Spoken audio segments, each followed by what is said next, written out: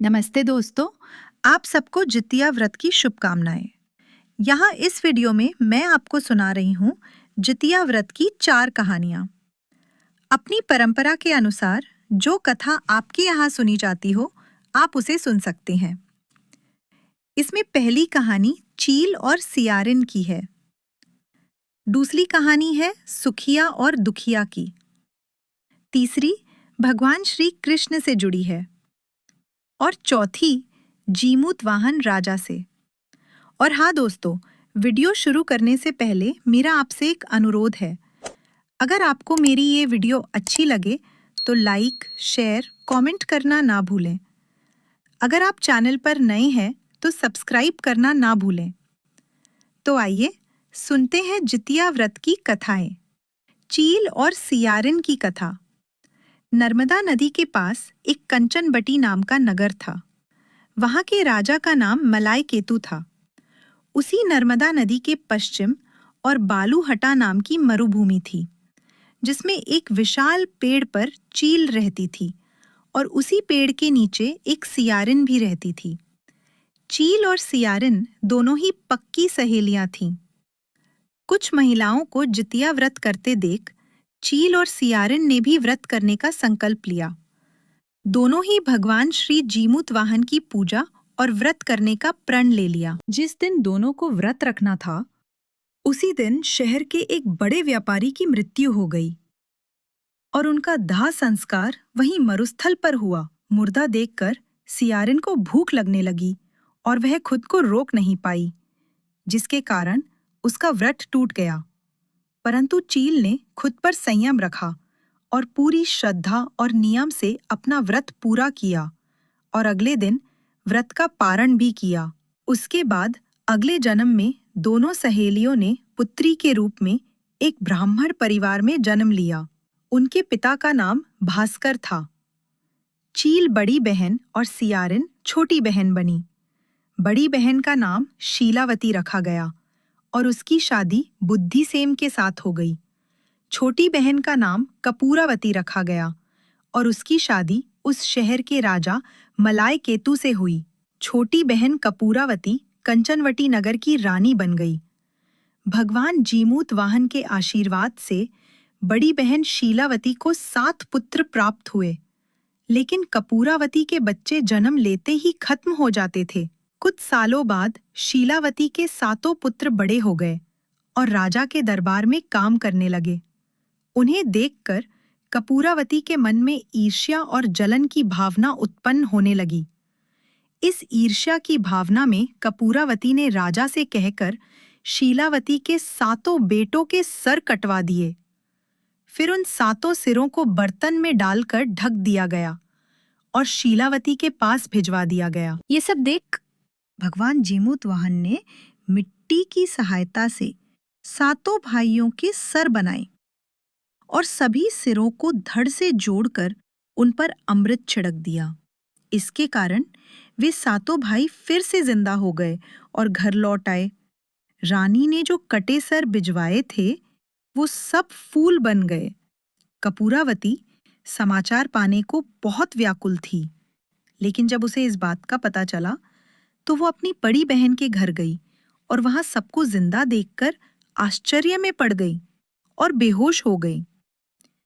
जब कपूरावती होश में आई तो उसने अपनी बड़ी बहन से ये सारी बात बताई और अपनी गलती का पछतावा किया। भगवान जीमूत वाहन की कृपा से बड़ी बहन को पूर्व जन्म की सारी बात याद आ गई। उसने अपनी छोटी बहन को उसी पेड़ के नीचे ले जाकर पूर्व जन्म की सारी बातें सुनाई। इसे सुनकर कपूरावती फिर बेहोश हो गई और मर गई। जब राजा तक इस बात की सूचना मिली तो उन्होंने उसी पेड़ के नीचे कपूरावती का दाह संस्कार कर दिया। सुखिया और दुखिया की कथा। 2 बहनें थीं। एक का नाम था सुखिया और दूसरी का नाम था दुखिया। दोनों का भाग्य उनके नाम जैसा ही था। दुखिया गरीब थी और बहुत दुखी रहती थी। सुखिया अमीर थी और हमेशा सुखी रहती थी। दोनों एक ही गांव में रहती थी। दुखिया सुखिया के घर में काम करती थी, साफ सफाई करती थी, खाना बनाती थी और जो खाना बच जाता था वो खाना सुखिया दुखिया को दे देती थी। इसी तरह दुखिया का घर चलता था। समय बीतता गया, दोनों को बच्चे हुए। सुखिया को 2 पुत्र थे और दुखिया को भी 2 पुत्र थे। जब जितिया का व्रत आया तो दोनों बहनों ने जितिया का व्रत रखा। दुखिया सुखिया के घर में काम करती थी। व्रत के दिन दुखिया ने सुखिया के घर जो चावल फटका, उससे जो खुर्दी निकली वो अपने लिए रख ली और साफ चावल सुखिया को दे दी। फिर साग की पत्तियों को डंठल से अलग किया, बढ़िया वाला साग सुखिया के लिए रख दी और जो डंठल था वो अपने लिए रखी। अब दुखिया ने सुखिया के घर सारा खाना बना दिया और अपने घर चावल की खुर्दी और साग की डंठल लेकर गई। बनाने के लिए खुर्दी का चावल और साग की डंठल बनाकर वो खाना अपने बच्चों को खिलाई और खुद भी खाई। उसके बाद दुखिया सोने चली गई। आधी रात में एक बूढ़ी औरत उसके घर पर आकर दरवाजा खटखटाई तो दुखिया पूछती है, कौन है? तब बूढ़ी बोलती है, बेटा हम हैं। दुखिया ने उठकर फाटक खोला और पूछती है, अम्मा आपको क्या चाहिए? इतनी रात में आप यहाँ किस लिए आई हो? बूढ़ी बोलती है, बेटा मुझे बहुत भूख लगी है, कुछ खाने को दे दो। दुखिया उसे घर के अंदर ले आती है और कहती है, हम लोग बहुत गरीब हैं। आज मैंने खुर्दी का चावल और साग की डंठल बनाया है, क्या आप खाएंगी? तो बूढ़ी कहती है, हाँ क्यों नहीं खाएंगे, हमें बहुत भूख लगी है, हम वही खाएंगे। दुखिया अंदर जाकर खुर्दी का चावल और साग की डंठल लाती है और बूढ़ी को देती है खाने के लिए। बूढ़ी खाना खाने के बाद कहती है, मुझे अच्छे से कुछ दिखाई नहीं देता, इतनी रात के अंधेरे में मैं अपने घर कैसे जाऊंगी? तो दुखिया कहती है, कोई बात नहीं, आप यहीं पर सो जाइए, सुबह अपने घर चले जाना। तो बूढ़ी दुखिया के घर में ही सो जाती है। फिर थोड़ी देर बाद उठकर बूढ़ी बोलती है, बेटा मुझे दीर्घ शंका लगी है, कहाँ करूं?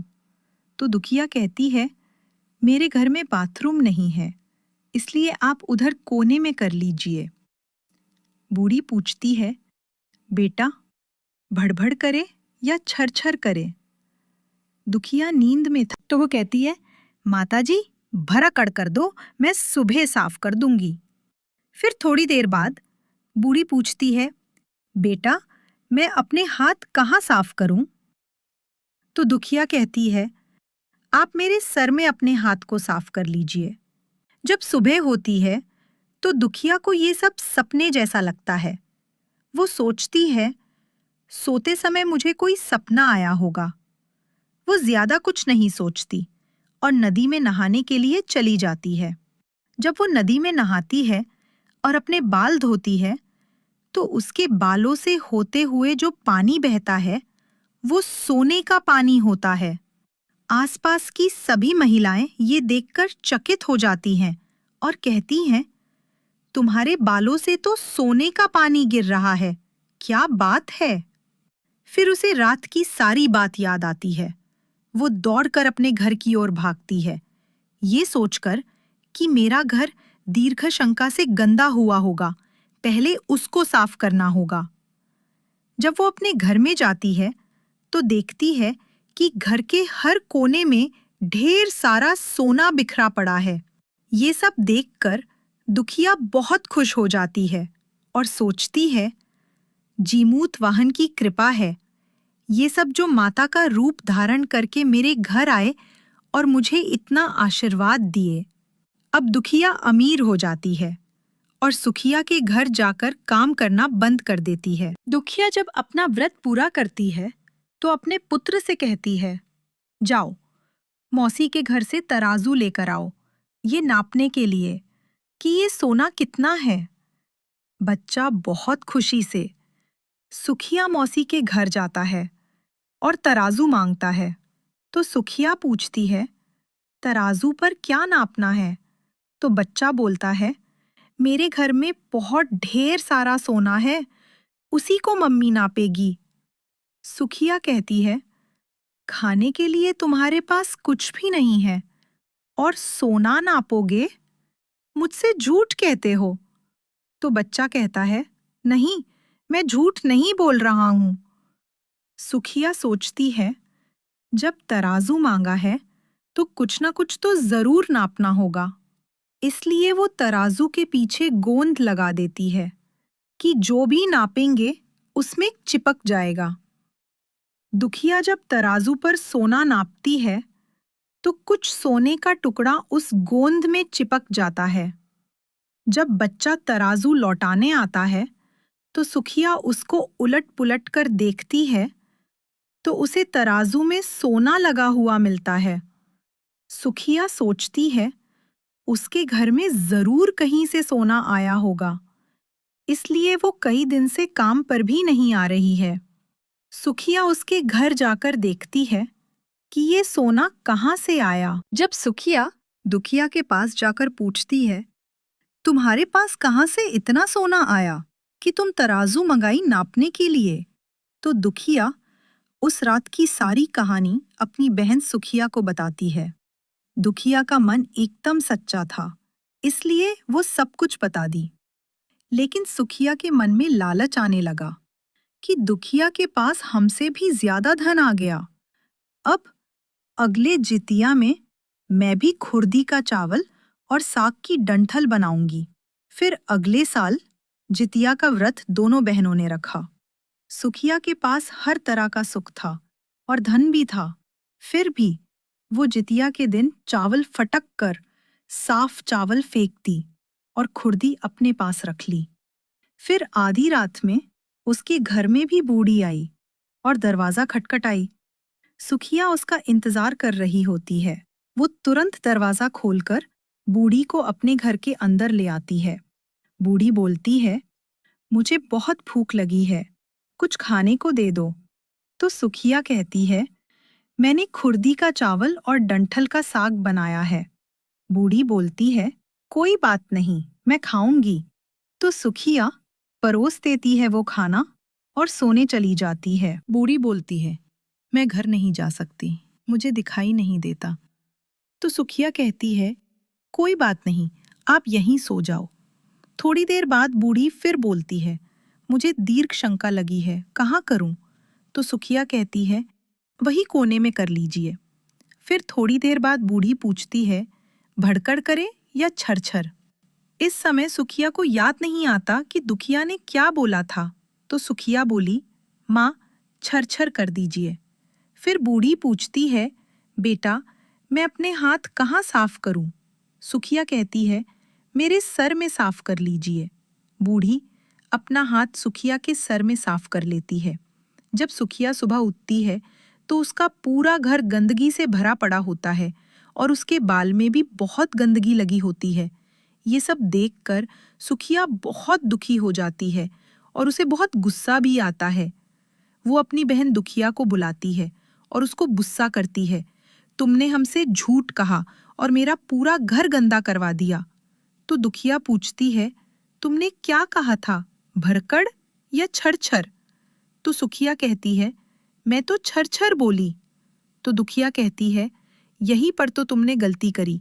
तुम्हारे पास तो सब कुछ था, किसी चीज की कमी नहीं थी, फिर भी तुमने लालच किया। मेरे पास तो कुछ भी नहीं था, तुम्हारे पास तो सब कुछ था। तुम्हारे घर भगवान जीमूत वाहन भेष बदल कर आए, लेकिन फिर भी तुमने उन्हें अच्छा खाना नहीं परोसा। मेरे पास तो कुछ भी नहीं था, इसलिए मैंने उन्हें खुर्दी का चावल और साग का डंठल परोसा था।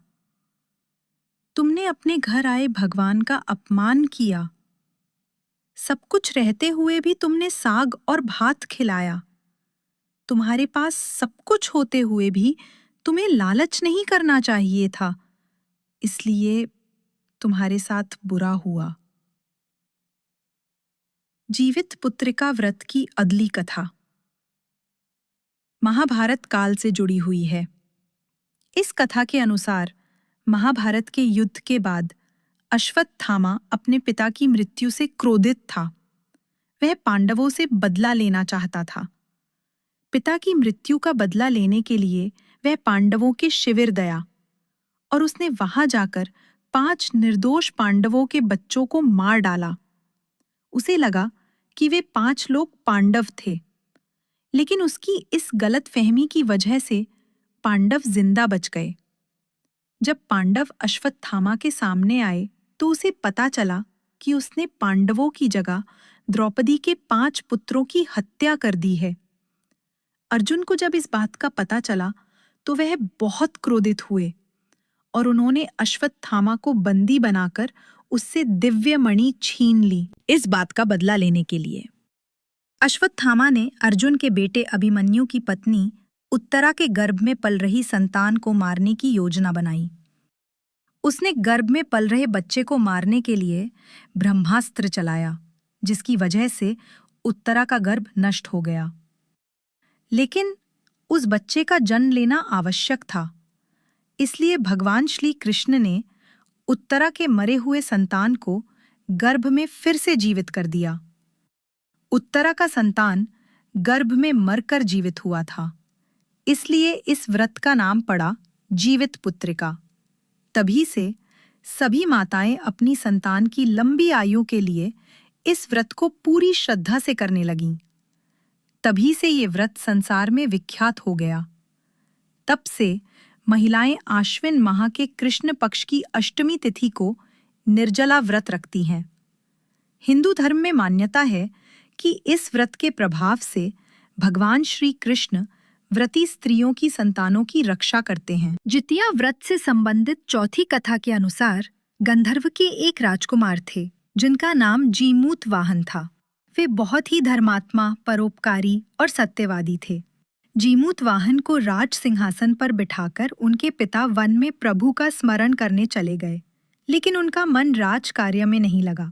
वे राजपाट की जिम्मेदारी अपने भाइयों को देकर अपने पिता की सेवा के उद्देश्य से उनके पास वन में चले गए। वन में ही उनका विवाह मलव नाम की कन्या से हुआ। एक दिन वन में भ्रमण करते हुए उनकी भेंट एक वृद्धा से हुई जो नागवंश से थी। वो काफी डरी हुई थी और रो रही थी। दयालु जीमूत वाहन ने उससे उसकी ऐसी स्थिति के बारे में पूछा। इनके पूछने पर वृद्धा ने रोते हुए बताया, मैं नागवंशी स्त्री हूँ और मुझे एक ही पुत्र है। नागों ने पक्षीराज गरुड़ को वचन दिया है कि प्रत्येक दिन वे एक नाग को उनके आहार के रूप में देंगे। इसके बदले पक्षीराज गरुड़ नागों पर सामूहिक हमला नहीं करेगा। लेकिन आज मेरे पुत्र की बारी है। उसका नाम शंखचूड़ है। आज उसे पक्षीराज गरुड़ के पास जाना है। ये सुनकर जीमूत वाहन ने वृद्धा को आश्वस्त किया और कहा, डरो मत, तुम्हारे पुत्र के प्राणों की रक्षा मैं करूंगा। आज तुम्हारे पुत्र की जगह स्वयं को लाल कपड़े से ढककर शिला पर लेट जाऊंगा। नियत समय पर जीमूत वाहन पक्षीराज गरुड़ के समक्ष प्रस्तुत हो गए।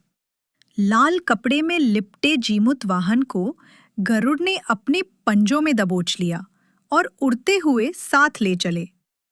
उस दौरान उन्होंने देखा कि जीमूत वाहन की आंखों से आंसू निकल रहे हैं और वे कराह रहे हैं। वे एक पहाड़ पर रुके। गरुड़ ने पूछा, तुम कौन हो? तब जीमूत वाहन ने सारी घटना बताई। पक्षीराज गरुड़ जीमूत वाहन के साहस, परोपकार और मदद करने की भावना से बहुत प्रभावित हुए। उन्होंने जीमूत वाहन को प्राण दान दे दिया और कहा, अब मैं किसी नाग को अपना आहार नहीं बनाऊंगा। इस प्रकार जीमूत वाहन ने नागों की रक्षा की। तभी से संतान की सुरक्षा और सुख के लिए जीमूत वाहन की पूजा की शुरुआत हो गई। माताओं के लिए ये व्रत बहुत फलदायी माना जाता है। उम्मीद है दोस्तों, आपको मेरी ये प्रस्तुति अच्छी लगी होगी। धन्यवाद।